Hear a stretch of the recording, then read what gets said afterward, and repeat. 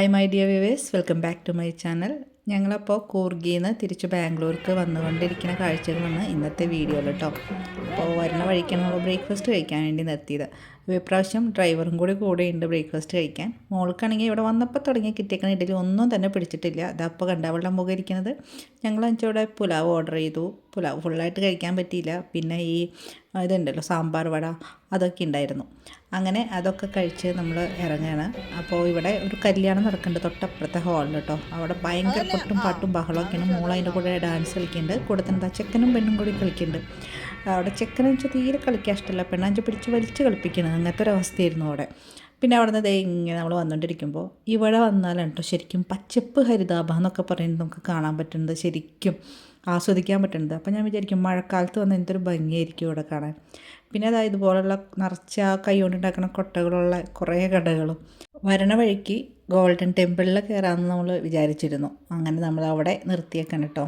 അപ്പോൾ അവിടെ നിർത്തി കുറച്ച് വണ്ടിയൊക്കെ ഇത്തിരി നീക്കിയാണ് പാർക്ക് ചെയ്തത്. അവിടെ നിന്ന് ഇത്തിരി നടന്ന് വന്നിട്ടാണ് നമ്മളുടെ ഗോൾഡൻ ടെമ്പിളിലേക്ക് എൻ്റർ ആവുന്നത്. ഇത് ഇന്ത്യയിലെ തന്നെ one of the largest Tibetan Buddhist മോണസ്ട്രിയാണ് കേട്ടോ. ഇതിൻ്റെ ചരിത്രത്തിലേക്ക് പോകാന്ന് വെച്ചിട്ടുണ്ടെങ്കിൽ 1950 ടിബറ്റ് ചൈനയുടെ കൺട്രോളായ സമയത്ത് ടിബറ്റൻ റെഫ്യൂജീസ്, അതിൽ ടിബറ്റൻ മോങ്സും ഫാമിലീസൊക്കെ പെടും, അവർ ഇന്ത്യയിലേക്ക് വന്നു അഭയത്തിനായിട്ട്. അങ്ങനെ ഇന്ത്യൻ ഗവൺമെൻറ് അവർക്ക് അഭയം കൊടുക്കുക ചെയ്തത് ഇന്ത്യയുടെ പല ഭാഗങ്ങളിലായിട്ട്. അതിൽ ഏറ്റവും വലിയ സെറ്റിൽമെൻറ്റ് എന്ന് തന്നെ പറയാം കൂർഗിലുള്ള ഈ ഒരു place, Bylakuppe or Beelakuppe, I don't know the correct pronunciation. എന്തായാലും ഇവിടെയാണ് ആ ലാർജസ്റ്റ് സെറ്റിൽമെൻറ്റ് നടന്നത്. അതായത് ഈ ടിബറ്റൻസ് ഫാമിലീസിന് വീടും സ്കൂൾസും മോണസ്ട്രീസൊക്കെ പണിത് പെർമനൻ്റായിട്ട് അവരിവിടെ സെറ്റിലായി. അതുകൊണ്ട് തന്നെ ഏറ്റവും കൂടുതൽ ടിബറ്റൻ കമ്മ്യൂണിറ്റീസ് ഉള്ളത് തന്നെ ഇന്ത്യയിൽ ഈ ഒരു ഭാഗത്താണ്. വന്ന് കയറുമ്പോൾ തന്നെ ഈ നാട്ടിലൊക്കെ സ്കൂളുകൾ ഉണ്ടാവില്ലേ, ചുറ്റും ബിൽഡിങ്ങുകൾ, നടുക്ക് വലിയൊരു ഗ്രൗണ്ട്, അതുപോലെയാണ് കേട്ടോ നമുക്ക് ഫീൽ ചെയ്യാം. അവിടെ നിന്നും നമ്മൾ ഉള്ളിലേക്ക് വന്നു കഴിഞ്ഞാൽ 4 നിലകളിലുള്ള ഈ ഒരു ബിൽഡിംഗ് കാണാം. അതിൻ്റെ ഏറ്റവും മുകളിലായിട്ടുണ്ടല്ലോ ഒരു വീലുണ്ട് കേട്ടോ. ബുദ്ധിസത്തിൻ്റെ സിമ്പിൾസ് പോർട്രേറ്റ് ചെയ്യുന്ന ഒരു വീലാണത്. വളരെ പീസ്ഫുള്ളായിട്ടുള്ള ഒരു സ്പിരിച്വൽ അറ്റ്മോസ്ഫിയറാണ് നമ്മളിവിടെ ചുറ്റും നടക്കുമ്പോൾ കിട്ടുക. അതുപോലെ തന്നെ ഈ ടിബറ്റൻ ആർക്കിടെക്ചറും പിന്നെ മ്യൂറൽ പെയിൻറ്റിങ്സൊക്കെ ഉണ്ട് കേട്ടോ. ഭയങ്കര കളർഫുള്ളായിട്ടുള്ളതാണ്. അതായത് ഈ ഗ്രീൻ, റെഡ്, ബ്ലൂ, ഗോൾഡൻ ഇതൊക്കെ കൂടി മിക്സ് ആയിട്ടുള്ള ഈ പെയിൻറ്റിങ്ങുകളൊക്കെയാണ് ഇവിടെ കാണാൻ പറ്റുക. ഇവിടെയും നല്ല തരത്തിൽ തിരക്കൊക്കെ ഉണ്ട് കേട്ടോ. പക്ഷേ കുറേ ഏക്കർ കണക്കിന് ഏരിയയിലാണ് ഈ ഒരു ടെമ്പിൾ സ്ഥിതി ചെയ്യുന്നത്. അതുകൊണ്ട് തന്നെ നമുക്ക് ആ തിരക്ക് അനുഭവപ്പെടില്ല. ഞങ്ങളിവിടെ എത്തിയപ്പോൾ ഒരു ഉച്ച നേരത്തോട് അടുക്കാറായിട്ടുണ്ട് കേട്ടോ. പക്ഷെ നമുക്ക് ഈ ചുറ്റും ഇങ്ങനെ നടന്ന് കണ്ടിട്ടും ആ ഒരു ചൂടോ അല്ലെങ്കിൽ ആ വെയിലിൻ്റെ ഒരു കാഠിന്യമൊന്നും അനുഭവപ്പെടുന്നുണ്ടായിരുന്നില്ല. ഇവിടെ ഇങ്ങനെ നടക്കുമ്പോൾ ഈ ഒരു മോങ്സിനെ നിറച്ച് കാണാം കേട്ടോ. അവിടെ ഇവിടെയൊക്കെ പോണത് പ്രായമായവരും ചെറുപ്പക്കാരും ഒക്കെ ആയിട്ട്. മോങ്സ് പറഞ്ഞു കഴിഞ്ഞാൽ ബുദ്ധ സന്യാസിമാർ. അവർക്ക് ഇവിടെ തന്നെ താമസിക്കാനുള്ള ബിൽഡിങ്ങുകളാണെന്ന് തോന്നുന്നു. നമ്മൾ എൻ്റർ ചെയ്യുന്ന സമയത്ത് തന്നെ കണ്ട ആ ഒരു 2 or 3 നിലകളിലായിട്ടുള്ളത് കേട്ടോ.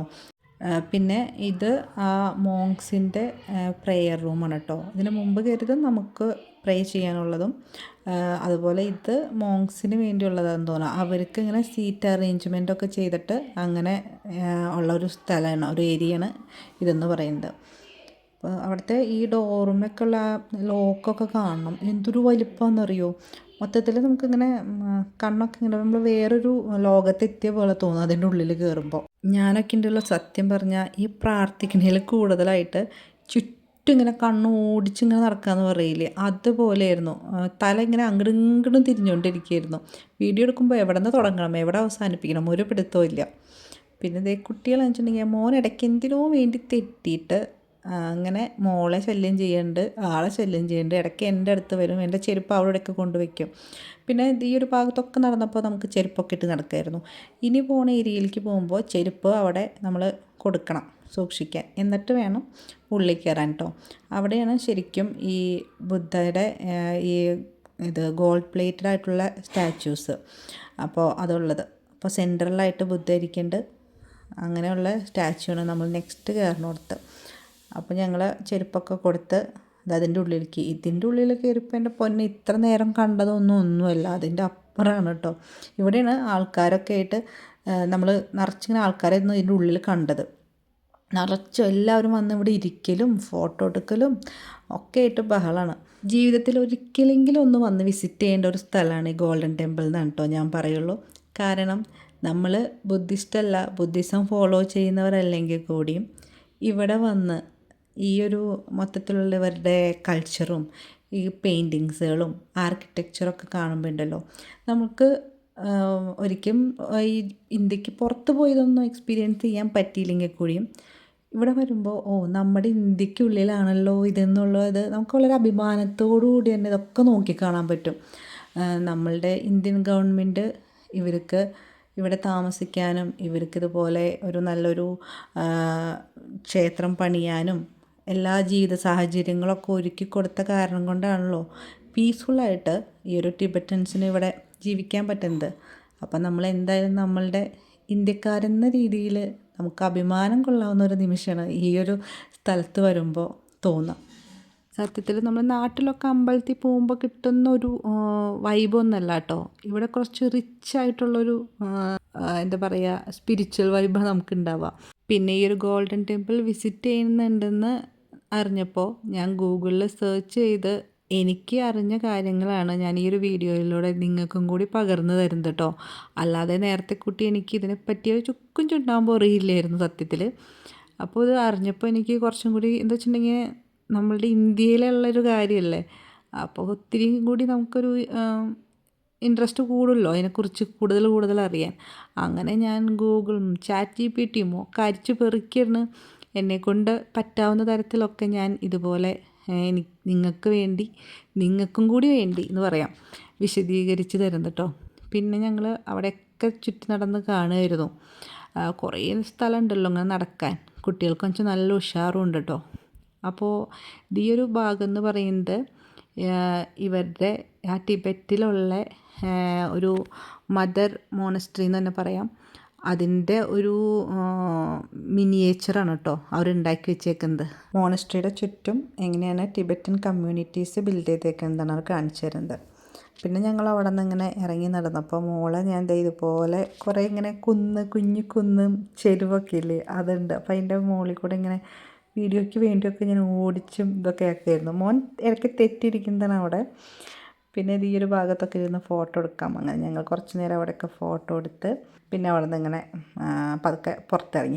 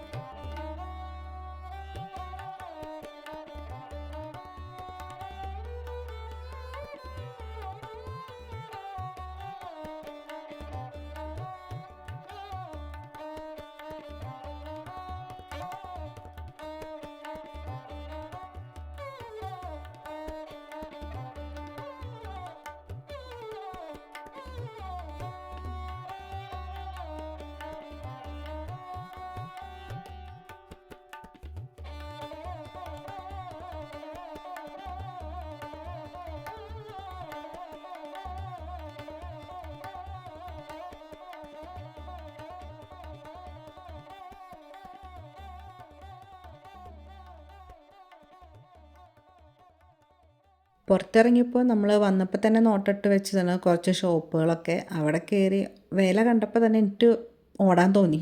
അമ്മാതിരിയാണ് അവിടുത്തെ വില കേട്ടോ. ഈ വിൻഡ് ചൈംസൊക്കെ ഉണ്ട്, ചെറിയ സൈസ് മുതൽ ഭയങ്കര വലിയ സൈസിലുള്ളത് കേട്ടോ. പക്ഷേ അതിൻ്റെയൊക്കെ വില കാണണം, എന്താണെന്നറിയോ. അങ്ങനെ ഞങ്ങൾ കുട്ടി സാധനങ്ങളൊക്കെ ചെറുതായിട്ടൊക്കെ ഒന്ന് ഷോപ്പ് ചെയ്ത് അവിടെ നിന്ന് ഇറങ്ങി. അവിടെ നിന്ന് ഐസ്ക്രീമൊക്കെ വാങ്ങി കഴിച്ച് ഏകദേശം ലഞ്ചിൻ്റെ ടൈം ആയിട്ടുണ്ട്. പക്ഷെ നമ്മൾ ഒരു റെസ്റ്റോറൻറ്റ് മുമ്പ് മൈസൂർ വന്നപ്പോൾ കയറിയിരുന്നു. അവിടെ തന്നെ പോകണമെന്നാണ് മോന്. അപ്പോൾ ഞങ്ങൾ എന്നിട്ട് ലാസ്റ്റ് പിന്നെ ഇനി അങ്ങോട്ട് പോകണമെങ്കിൽ ടൈം എടുക്കുമെന്ന് പറഞ്ഞ് വേറെ നോക്കാമെന്ന് വിചാരിച്ചു. അപ്പോഴേക്കും മോൻ തെറ്റി, എനിക്കിന്ന് ലഞ്ച് വേണ്ട എന്നായി. ഓക്കെ ശരി എന്നാൽ, ഇടയ്ക്കിടയ്ക്ക് തെറ്റലുണ്ടല്ലോ. അപ്പോൾ ഇപ്രാവശ്യം ഒന്ന് തെറ്റൽ വേണ്ടാന്ന് വിചാരിച്ചിട്ട് അവൻ പറഞ്ഞോടെ തന്നെ പോയിട്ടോ. ഗുഫ എന്നാണ് പേര്. ഞാൻ ആക്ച്വലി വിചാരിച്ചത് ഗുഹ എന്നാണ്. പിന്നെ ഇപ്രാവശ്യം പോയപ്പോൾ ശരിക്കും പേര് നോക്കിയത്. അപ്പോൾ ഗുഫ ഒരു കേവ് തീംഡ് റെസ്റ്റോറൻ്റ് ആണ് കേട്ടോ. നമുക്ക് ഈ പണ്ട് ബാലരമയോ ബാലഭൂമിയിലും കണ്ട് ശിക്കാരി ശംഭു ഇല്ലേ, അതിൻ്റെ പോലെയാണ് ഇവിടുത്തെ സപ്ലൈസിനൊക്കെ കാണാൻ സാധിക്കുക കേട്ടോ. ഈ ഫോറസ്റ്റ് ഗാർഡിൻ്റെ അവരുടെ യൂണിഫോം ഇല്ലേ, അതന്നെ സംഭവം. പിന്നെ ഇവിടെ വന്നു കഴിഞ്ഞാണ്ടല്ലോ ഞങ്ങളൊരു അരമണിക്കൂറെങ്ങാണ്ട് പുറത്ത് വെയിറ്റ് ചെയ്തു. നമ്മുടെ പേരൊക്കെ കൊടുത്തിട്ട് അവിടെ വെയിറ്റ് ചെയ്യുക. ഓരോ ടേബിൾ ഒഴിയുമ്പോൾ ആളുകളുടെ എണ്ണക്കനുസരിച്ച് അവർ ഉള്ളിലേക്ക് വിളിക്കും. അത് കഴിഞ്ഞ് ഉള്ളിൽ ചെന്നിരുന്നിട്ട് പിന്നെയും വെയിറ്റിങ്. ഇവിടെ നമ്മൾ മൊത്തം വെയിറ്റ് ചെയ്തിട്ട് തന്നെ ഒരു 1 ഹവറോ ഒക്കെ കണ്ട് പോയിട്ടുണ്ട്. പിന്നെ സ്റ്റാർട്ടേഴ്സായി, നൂഡിൽസായി, ബിരിയാണിയായി, അവസാനം മൊഹീറ്റോ ആയി. പിന്നെ ഒരു സിസ്ലിംഗ് ബ്രൗണിയാണ് മനസ്സിൽ വെച്ചിട്ടാണ് എൻ്റെ മോനും ഞാനൊക്കെ കയറിയത്. പക്ഷേ കഷ്ടകാലത്തിന് അത് ഉണ്ടായില്ല. പിന്നെ അവിടെ നിന്ന് അങ്ങോട്ട് ഇറങ്ങി. പിന്നെ നമ്മളിതാ നേരെ ബാംഗ്ലൂർക്ക് വെച്ചടിക്കുക. പിന്നെ ഇടയ്ക്കൊരു സ്റ്റോപ്പുമില്ല. ബാംഗ്ലൂരിൽ വീട്ടിലെത്തിയപ്പോൾ ഈ യാത്രാക്ഷീണത്തെയൊക്കെ അങ്ങോട്ട് മാറ്റാനായിട്ട് നല്ല കാച്ചി എണ്ണയൊക്കെ അങ്ങോട്ട് തേച്ച് നല്ലൊരു കുളി പാസ്സാക്കി. എന്തൊരു സുഖമായിരുന്നു എന്നറിയോ. ഇത്രയും ദിവസത്തെ അലച്ചിലിനൊക്കെ ഒടുവിൽ നമ്മളുടെ വീട്ടിലെത്തി ഇതുപോലെ നല്ലോണം ഒന്ന് എണ്ണയൊക്കെ തേച്ച് കുളിച്ച് നല്ലൊരു ഉറക്കം. അപ്പോൾ അത്രയേ ഉള്ളൂ കേട്ടോ. ഇന്നത്തെ എൻ്റെ ഈ ഒരു വീഡിയോ ഞാനിവിടെ അവസാനിപ്പിക്കുകയാണ്. See in next video. Till then take care. Bye by.